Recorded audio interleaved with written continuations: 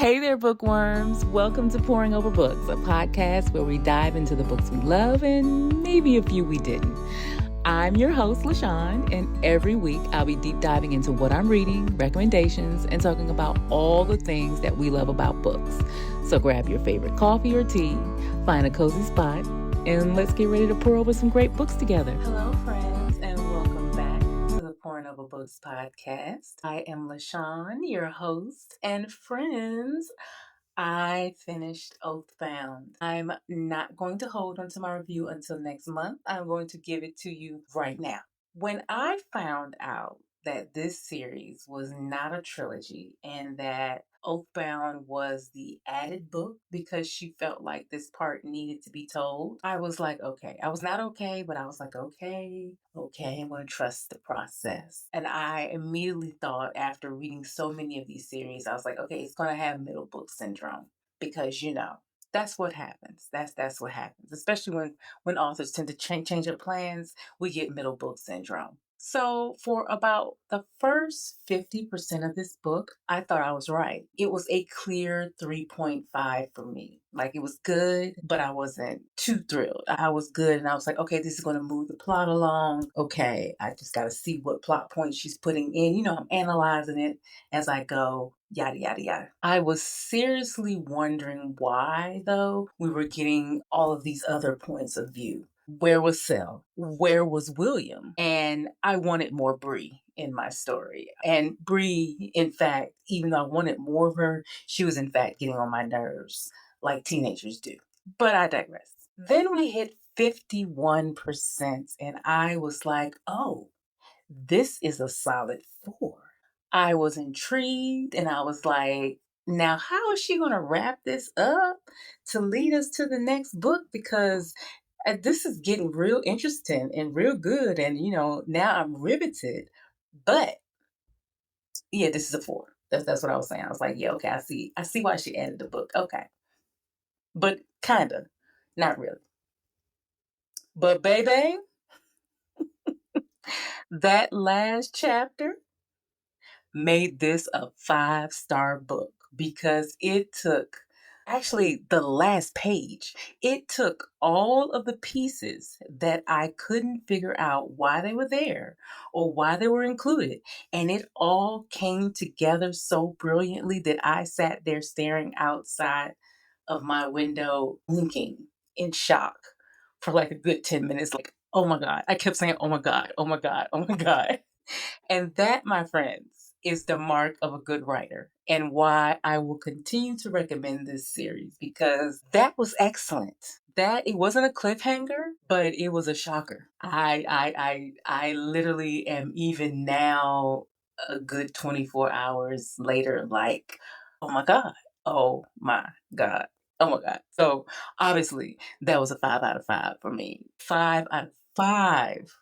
For me, simply, I mean, like I said, it was a 3. It was given a 3.5 halfway through. Halfway through, it got to a 4. But that last chapter, Chef's Kiss, it gets a 5 because that's good writing. That's good writing. I'm so mad that I have to now wait for the next book. Like, I had to wait for this one. Anyway, now that I've gotten that off of my chest, I honestly couldn't hold it anymore. Let's move on to our topic of the week.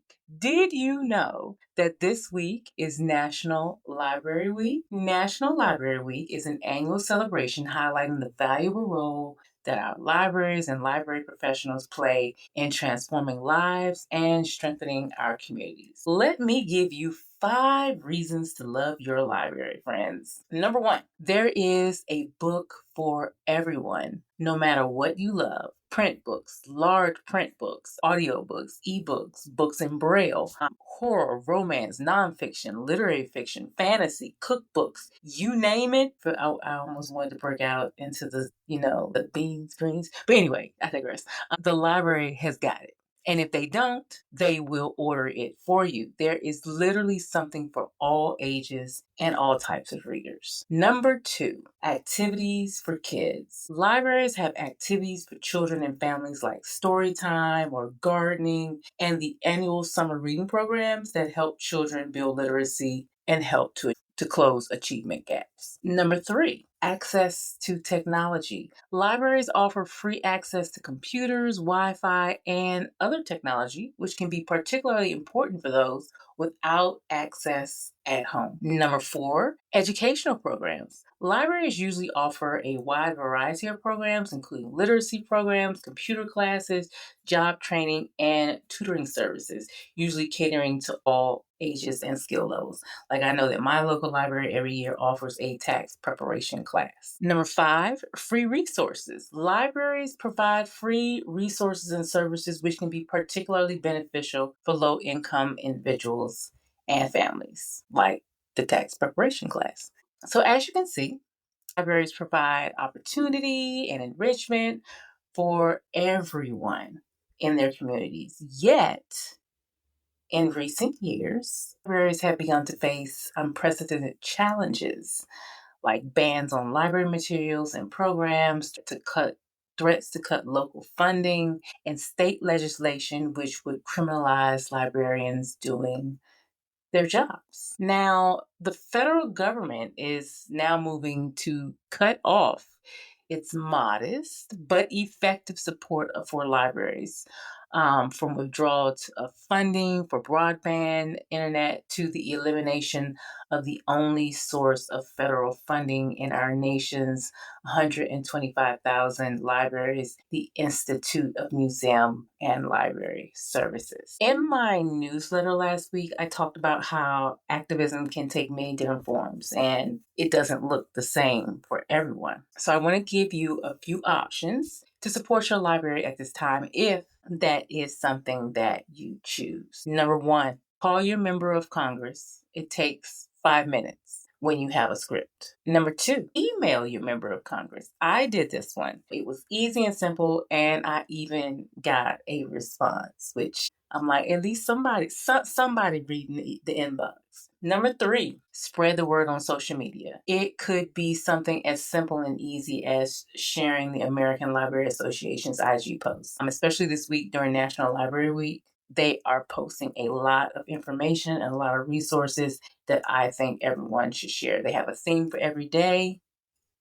Just share it. It's a great way to seamlessly share information. It's simple, it's easy, and you never know who you might reach. Number four, share your library story. Share how the library has had a positive impact on you or your community. I'll do that one right now and let you know that if it wasn't for the library, there would be no way I would be the reader that I am today. I discovered I Know Why the Caged Bird Sings. I know I've told this story before, but I discovered why the caged bird sings in the library after school in the sixth grade, where I used to wait for my mom to pick me up. I used to walk from school right to the library, which was down the street from our house, but it was before she would let me catch the bus. So yeah, she would just pick me up. I was shy because I had just started a new school in the middle of the school year, and my confidence was broken, and the library was like my refuge. They opened up a whole new world to me because I discovered all sorts of books, and I discovered books by Black authors with stories about people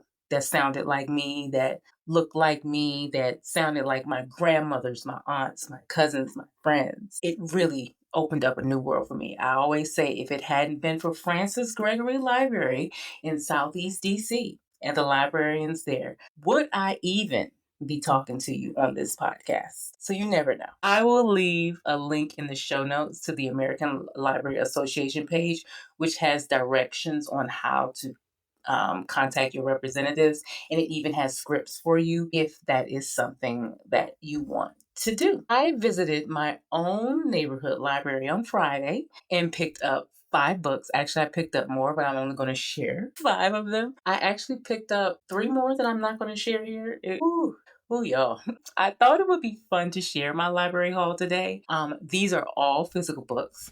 I usually don't do Kindle books from the library or audiobooks, but that's just my personal preference. But I love to use the library for physical books. So let's get into it. The first book I got was A Dream Hotel by Lady Lalami. I think I talked about this on Most Anticipated Books of March, I think. Let's go over what it's about. Sarah returns to LAX after a conference, only to be detained by the Risk Assessment Associate Administration. Their algorithm, analyzing her dreams, predicts that she will harm her husband. For his safeties, she's sent to a retention center with other dreamers, trying to prove their innocence. Months pass with no release in sight due to the facility's strict rules. The arrival of a new resident disrupts the order, setting Sarah on the path to confront the corporations behind her loss of freedom, raising questions about technology, privacy, and true identity. This book, I first heard about it on Book Riot podcast, I think. I think it was like on, they do this list every month of it books. And I think it was one of their it books, and they were just going on and on and on about this book. Frankly, sometimes their tastes run a little more literary than mine, but I sometimes find interesting books on there. Plus, they're a wealth of information about what's going on in the big book world. So they were talking about this book, just going on and on about it. And I ignored it because they were going on and on about it. Because I was like, okay, it's not going to be the book for me. But then I kept seeing it on other people's lists. And another podcaster that I follow, she read it and she liked it. And I was like, okay. So I added it to my library request list because it was a lot of people before me, and it just came in. Isn't it funny how all your library hosts always come in all at the same time? That's what happened to me. That's why I had so many books. Anywho, I'm looking forward to this one. I have to read it soon because it is one of those where you can only check it out once because it is a new release. So after I finish that book that I'm currently reading, I will get to this one. The next book that I picked up is The Love Lyric by Christina Forrest. Widowed single mother Iris Green, a beauty company director, feels lonely despite her busy life. At her sister's wedding, she's captivated by R&B singer Angel Hughes, who is also unfulfilled despite his success and a brand new ambassador deal with Iris's company. Angel has secretly admired Iris for years. Their professional relationship during the campaign tour ignites their attraction. Of course it does. However, with their lives seemingly out of sync, they must find a way to harmonize their rhythms for a chance at love. So obviously this is a romance novel. It is written by a Black author. Just for those people who say that, they can't find Black romances, here you go. This is like the third in a series. I think I read the first one. I did not read the second one. Do I own the second one? No, but I did not read the second one, but I read the first one and I'm interested in this one. So it just came out this year. So can't wait to get into this one, but I think since it doesn't have to be returned right away, I think this one, no, I still have 3 renewals left on that one. So it's going to move to the bottom of my list for now, but I will get to it before the end of May. That's what I'm going to say. The next book that I picked up from the library is Summer in the City by Alex Astor. Struggling screenwriter Elle returns to New York City despite vowing never to again, to overcome writer's block for a big movie. Her luxurious new apartment comes with an unwelcome surprise. Her neighbor is Parker Warren, the billionaire bachelor, and her former hookup turned enemy. Surprisingly, their animosity fuels her writing. Of course it does. To boost his company's image, Parker needs a fake relationship. They strike a deal. She pretends to be his girlfriend while secretly writing her screenplay. Amidst the rediscovering the city's charm, their fake romance starts feeling real, blurring the lines of their summer agreement. There's nothing I love more than a fake relationship scenario in a romance book. It's one of my favorite tropes. I am usually always here for it. The close proximity, just the whole thing. It is one of my catnips. I love it.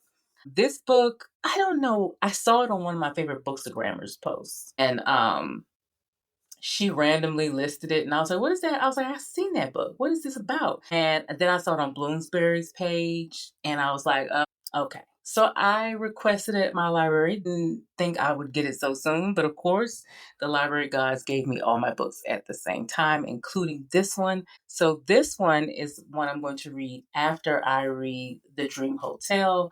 I've got to finish it this month because it is due back April 25th. So that too. That's going to be number 3 on my list. Let's see if I get to it. The next book that I picked up was Colored Television by Danzy. She's the wife of Percival Everett. That's number one. Jane believes her life is improving as she and her family house sit in luxury during a sabbatical, giving her time to finish her novel. Seeking a backup plan, she pitches a biracial comedy to hot producer Hampton Ford, who loves the idea. However, just as things start to be going well for Jane in Hollywood, they, of course, take a disastrous turn. I started this book last summer, I believe, on audiobook and just could not get through it. I think I even got, let me see if I can see. How far did I actually get in this book? I got 48% through this book, according to Goodreads, because I was still using Goodreads last year. And then I could not go any further. This book is unhinged, and it was just getting really, really unhinged at the part that I stopped at. I think some other summer blockbuster came out and just knocked me off, and I never came back to it. But sometimes what happens is I have to switch modes of reading a book, and that helps me get through it better. Or I might do a tandem read that might help me too. But I'm just determined to finish this one because I do want to know how she gets herself out of this mess. It is a good book.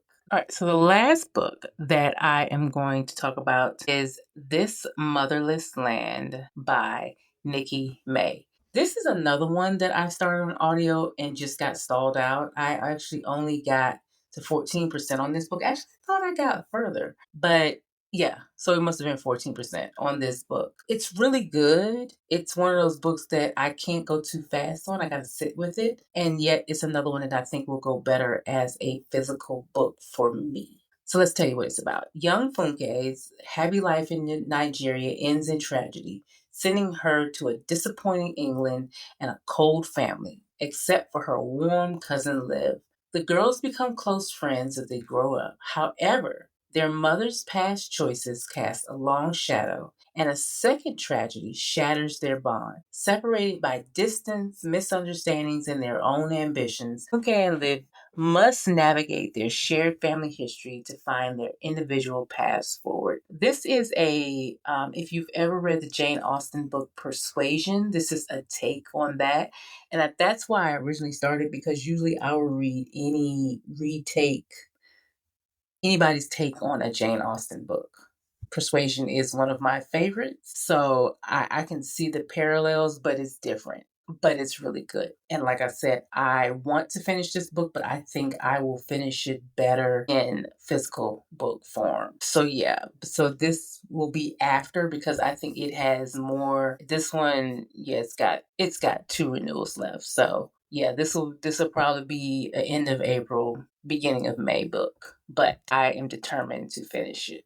Well, that is all for now, but let's get into what I am currently reading. And you guys know that I am finally getting to Say You'll Remember Me by Abby Jimenez. You know that she is my auto-buy author, and I talked about this book last episode, how it was on my radar for this month. Anyway, I've started it. I am officially like 10% through, and it's good already.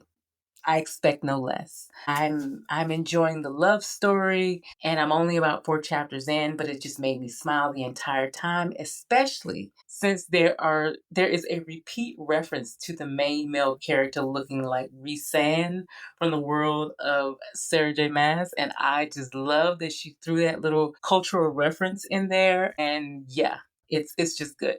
The banter's good. It's just, and there's a cute kid, and it's just good.